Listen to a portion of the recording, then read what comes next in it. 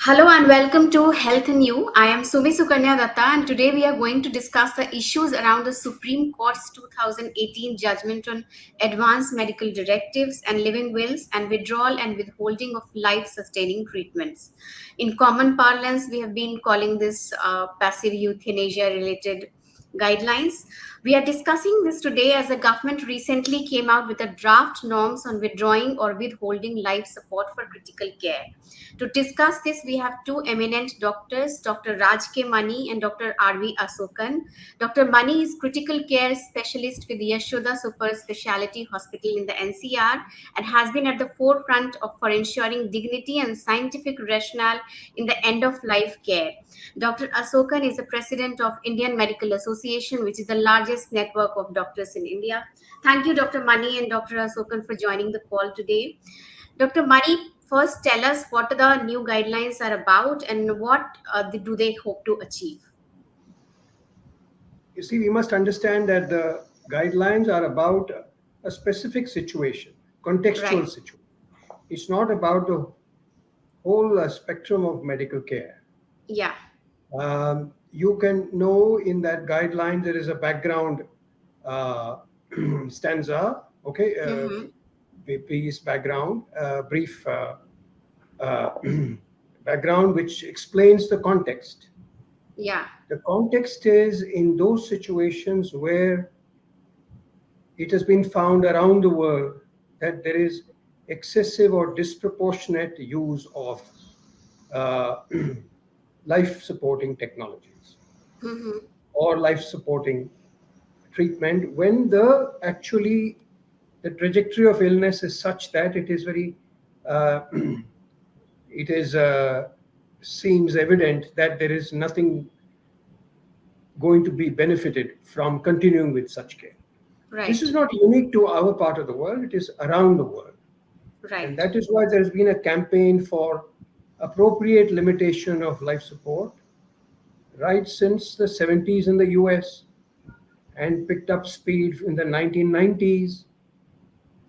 So, though our critical care started somewhere in the 80s or 90s, in a big way, it's rolled after that. In the after the turn of the millennium, now more and more reach is there for critical care. Of course, not enough. That is another story. So we have come in a bit late into this area of appropriateness of life support. Now, like any technology or any innovation, there has to be limits as well. There cannot be any intervention or technology which can be applied anywhere, everywhere, at all times, at all ages. That is Right. very clear in medicine. But there has been a whole science developed on end of life care around how to determine that point when we need to focus more on the palliative care and holistic support and the needs of the dying, so to speak, or needs of those people who are not benefited by these technologies, Right. and move over to us. It is not a stopping treatment, it is moving over to a paradigm which will meet with their needs much better. Right. And around that evolved also the ethics and the legal framework. Now, we can't separate one from the other. They all three have evolved together in the world, and it's happened in our country as well. Because everything involves ethics, when to continue, when not to continue, when to start, when not to start. This is a question in everyday critical care, right? Yeah. And this is a question which is based on many ethical principles which have also evolved. Yeah. Ethical principles were more paternalistic in the 50s and 60s, and that gave way to less paternalistic, more equal relationship in the subsequent decades.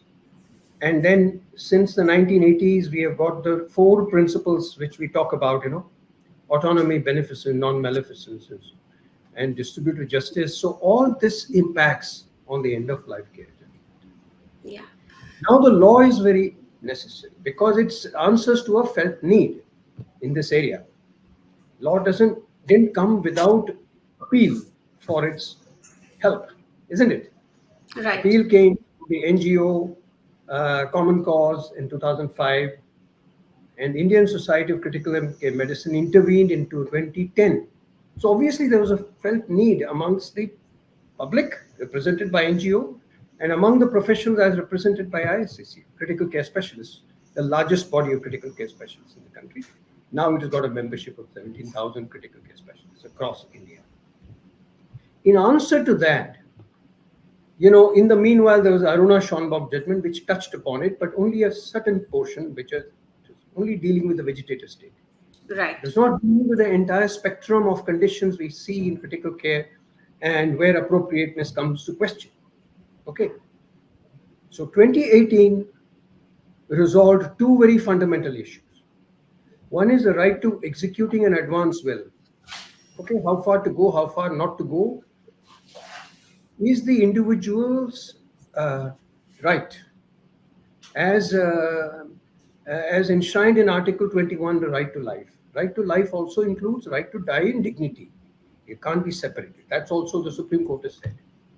When you are dying, then there's no point trying to invoke only the right to life. You have to invoke also the right how you want to be treated at that time, and how you want the end to be. Uh, so uh, so that can be executed formally in advance will, and there is a way to execute that document. And then, of course, the unfortunate word is passive euthanasia. That has been abandoned by rest of the world, but we are hanging on to that anachronistic thing. Withdrawal and withholding, appropriate withdrawal and withholding. It's got nothing to do with euthanasia. And that sort of thing hinges on prognostication and communication. It has nothing to do with euthanasia. So that is why, given that background, in that context, how to go about making such a decision which is compatible with our medical principles, with medical biomedical ethics, and also with the laws of the land, which came about in 2018. And there was simplification process in which also the Indian Society of Critical Care Medicine appealed. I happen to Right. represent. But then it has come from the profession. It's come from a felt need. And what the government has done now is only to operationalize. Okay, it has made a document in order to operationalize or disseminate what the Supreme Court has allowed and what the critical care specialists and other bodies as well, palliative care, neurology, they have appealed. And that's what it is. And then it just very briefly, concisely, it is panning out what are the challenges involved and what we can do in these circumstances, so that if this is executed properly, it is in the interest of patients primarily. It's also in the interest of professional integrity and protection of professionals who want to practice ethically. It is not against anybody. It is for the. It is also in the interest of families who suffer through all this. So my appeal to Dr. Ashokan and IMA is that we must talk in the contextual sense and look at the pathway that we have written stepwise. And also, there's no going back on Supreme Court judgment, because Supreme Court judgment is here to stay. It's been there since 2018. And they've acknowledged the presence of all these challenges, and they have given us a framework. And all we have done is to take the distillate of that framework and put it into a pathway. Right. Dr. Ashokan, as Dr. Manigancham also mentioned, so IMA has expressed some reservations about it. Would you like to talk about, why exactly are you concerned about the new guidelines, proposed guidelines? Yeah. First of all, let me state that these are very good guidelines. It's not about the content of the guidelines. IMA doesn't Right. have any reservations about the science of it and how it has been evolved and the backgrounds, why it had to be done. All these things are well explained. Our only concern is that one, let me again say that we are not the hospital industry who are speaking. We are the medical profession of the country. And a very high scientific society like Indian Society of Critical Care Medicine and also Indian Association of Palliative Care, these are highly respected, rarefied areas of specialization of modern medicine.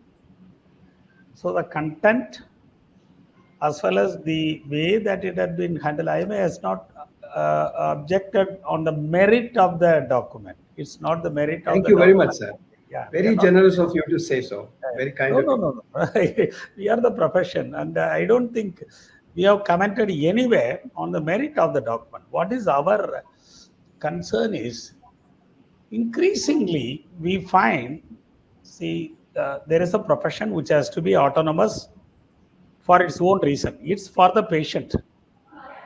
The profession is for the patient. Yes. All the doctors need that elbow room.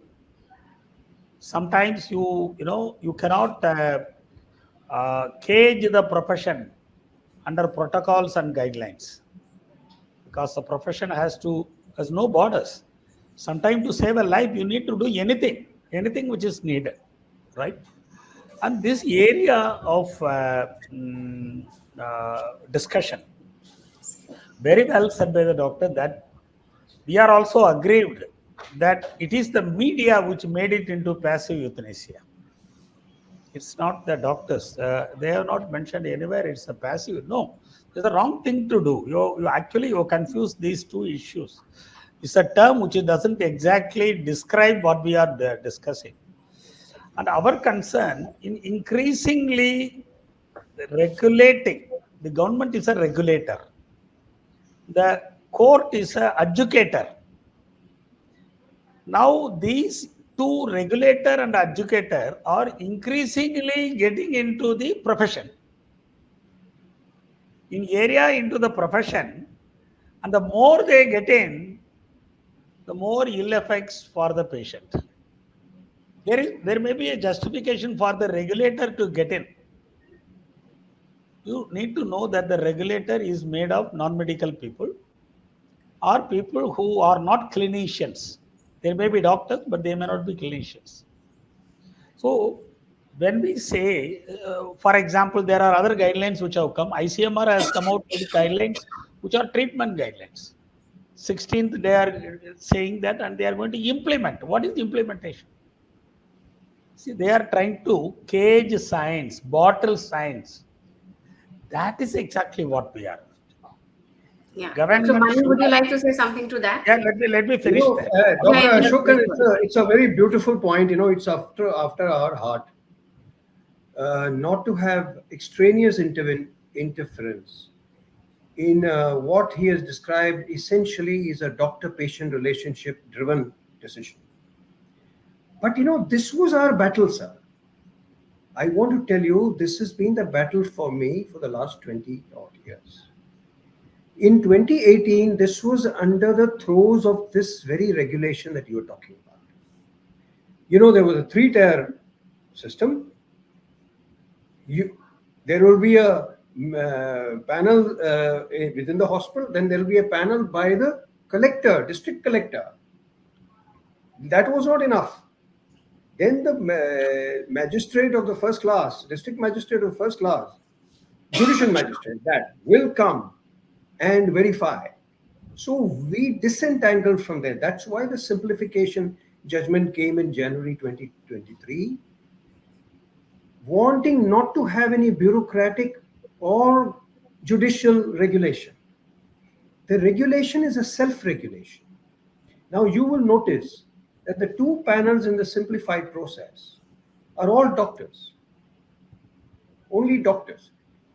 There's an RMO appointee by the CMO, doctor only. Just as a CMO appoints a brain death committee, but the brain death committee is all only doctors, and they are the ones who determine brain death. It is not regulated in the sense that that decision is being influenced by any bureaucrat or by any legal office bearer. So, but our appeal was actually for only a single panel.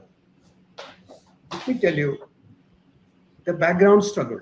Okay, as elsewhere in the world, in the world also there are regulating laws, but the laws don't come and impact by the bedside. Okay, laws exist for everything, including this aspect of medicine, which is a bit sensitive. But it is not that they breathe down your neck. Their final appeal, in case there is any dispute, there's only one in the rest of the world wherever advanced medicine is practiced. It is the principles are it should be more than one physician. They are satisfied if there are two physicians, and it should be a shared decision making done with the family, not unilateral from the physician side only. It was all unilateral in France until some time ago, but since 2003, the laws have come there also that you can't have a unilateral decision. So wherever the laws have evolved, they have said no unilateral decision, not this Dr. age. Ashokan, now can you So what I want to say is now it still remains essentially our health ministry wanted a second layer. Okay. And the Supreme Court adjudicated, saying that you both make a compromise. And so this is the compromise formula as of now. I agree with Dr. Ashokan, this is not ideal. It stops short of the ideal of having only single panel, not having any CMO, VMO appointee. But this is as far we could get till now. I'm glad Dr. Ashokan has just spoken what is in my heart. See, he understands the professional, sensitivities. Ultimately, we'll get there, Dr. Ashokan, with your help. Yes. And with the medical fraternity, we'll get there. But as of now, we have to respect what the Supreme Court stands as of now. It calls for these two layers, and this can become easier. See, we are following two principles, which is you must have multiple physicians for this unilateral, carries a doubt or a question mark, or it's not safe for that individual. Number two, it must be arrived at with the family so that it follows the three principles: autonomy to the patient and beneficence and non-maleficence, which is our duties of care and our right. Okay. So this is what it is, marrying the two things. So Dr. Ashokan, I want to, really from the heart convey to you that, we have not abdicated, okay, the very sensitive doctor-patient relationship, neither to the bureaucracy nor to the judiciary, sir. This was the struggle. Whatever you articulate, appreciate that. I struggle for the last. appreciate that. Yeah, a very important point there, Dr. Ashokan. You had probably not completed. I'm sorry, I Yeah, interjected. no issues. You can Yeah, very please go well ahead. see there is no difference of opinion between what he said and I said. We are talking about Right. the same thing. See, what is inside the realm of the medical profession and the patient is increasingly being bureaucratized or the regulated is not good for the society. There is a space where you have to trust the doctor. There is no other option in this world. Whatever number of laws you can bring in to regulate, at the end of the day, on the bedside, it is between the doctor and the patient, and the relationship is sacrosanct. So, Exactly. exactly what he has Exactly. said, we are actually, we have not returned to the government. And we appreciate the guidelines, sir. Sir, we appreciate the work that has been done. It is one of the best. The very fact that even advanced countries do not have they are not on the same page. Even within the United States, some states have something, another state has something. See, that shows Absolutely. this is a very difficult Absolutely. area. This is a very Yes, it is. difficult area to do. And we are a young nation. We can have our own law. Yes, Yes. Supreme Court has said something, right? But we Yes. have, as a profession, I have the right to push it still further to make it better, is it not? I Of am course, exactly doing we that. must constantly strive to do that, and because we are citizens, we have to participate in the making of the laws which impact our lives, everybody's lives. In fact, not a single person there exists who will not face this problem, okay, of how to conduct the last days, in the face of all this technology. Every family must have faced it at some point or the other. So it is of great importance to each one of us, and each one of us must participate in the making of fair and balanced laws. And we have to inform the law. Law doesn't exist by itself. Yeah. So, over the last few years, we have also seen there is some sort of conflict which has been going on between, like you said, there is some issue related to patient-doctor relationship. We have, on multiple occasions, we see that trust which used to be there between patients and doctors is also broken sometimes. Do you think this, guidelines like these, like you hinted earlier, Dr. Ashokan, could be impacted due to these kind of norms if the government wants to do too much regulation in this area? If you could briefly tell us, sir, because we Yeah, have yeah, already yeah, yeah. over. We find every law that has been framed in this country has some sort of an injustice for doctors. You take it criminal prosecution, or the consumer protection, or PCPNDT, or POXO. You name any law which is regulating profession. It's not friendly to the doctors. Yeah. For somehow we are unsatisfied with the current set of laws. Okay. And even Clinical Establishment Act was for registration and maintenance of standards. But the government cannot arrogate itself to prescribe treatment protocols. That is my grievance. It's Okay. not the area of the government, it's the area of the profession. Yeah. You cannot, because it's a profession which updates every day, which Right. updates. Even the doctors find it so difficult to keep updated. So if you try to put in a government protocol, I think we'll be dinosaurs in this world. Then we will not be able to update. We are putting restriction on patient safety. Yeah. So I think some space should be given to the medical profession to act in good faith.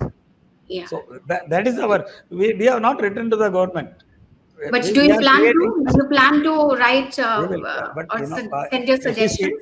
obviously his input will be taken into consideration, and before Yeah. we write finally, the Indian Society of Critical Care also we will consult.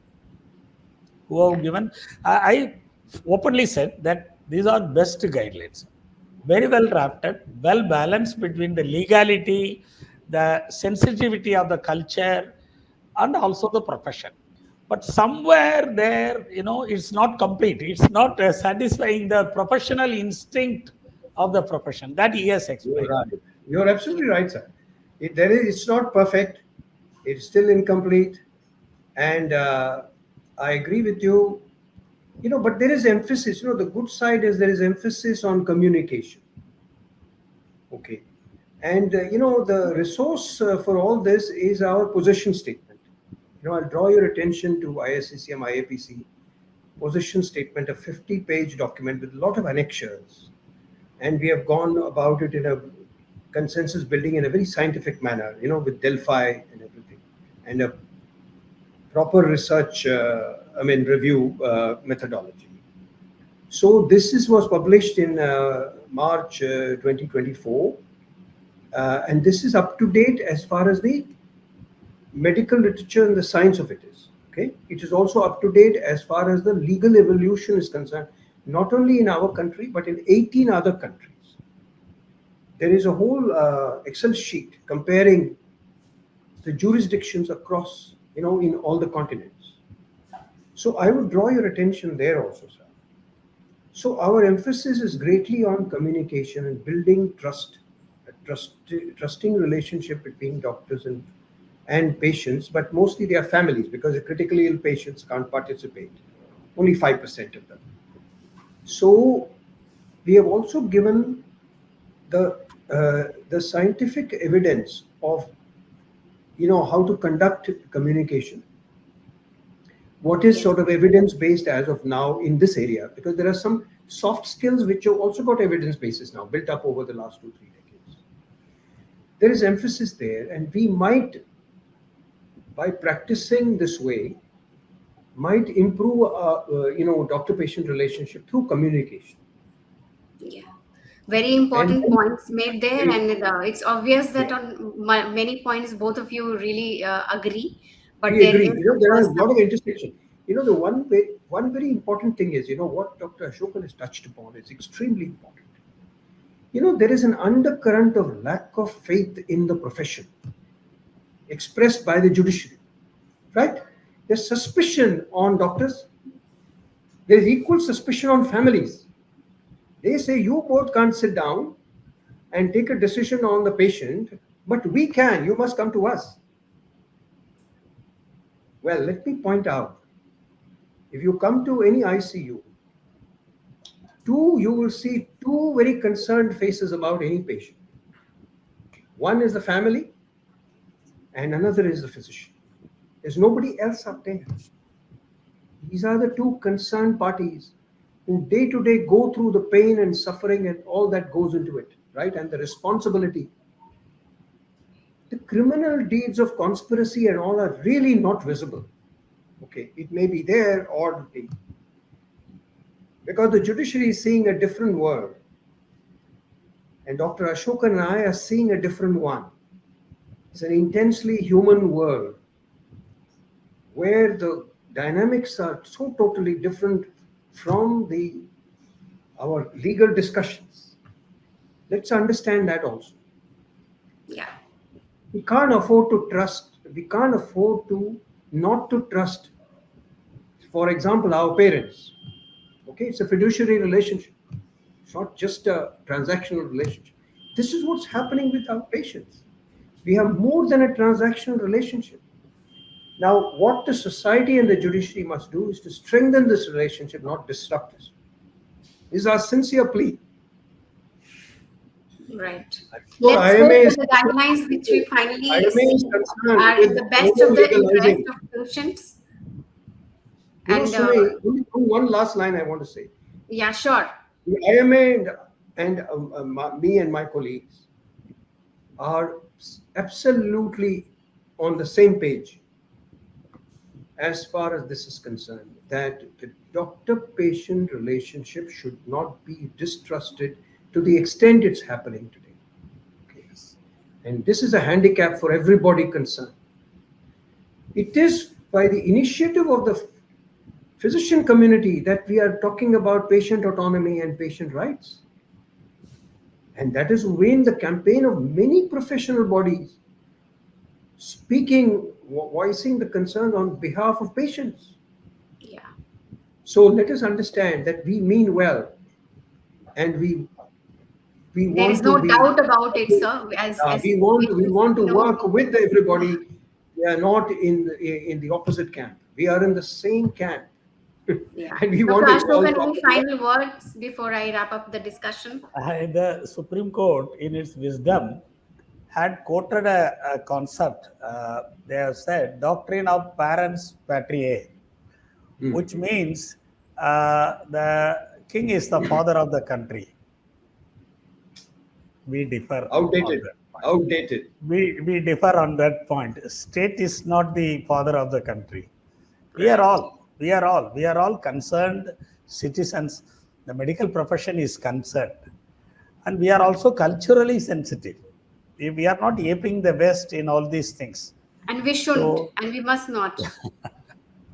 Thank you so much, Dr. Mani and Dr. Ashokan, for joining us in this very important thank Dr. you, sir. Ashokan, discussion. what a pleasure it is to meet Yeah, you and to thank you, listen to your thoughts. Thank you so much, It's a sir. great Thank pleasure. you And so much Sumi, for being thank here. you very much for making this happen. Yeah. Thanks, sir. thank you.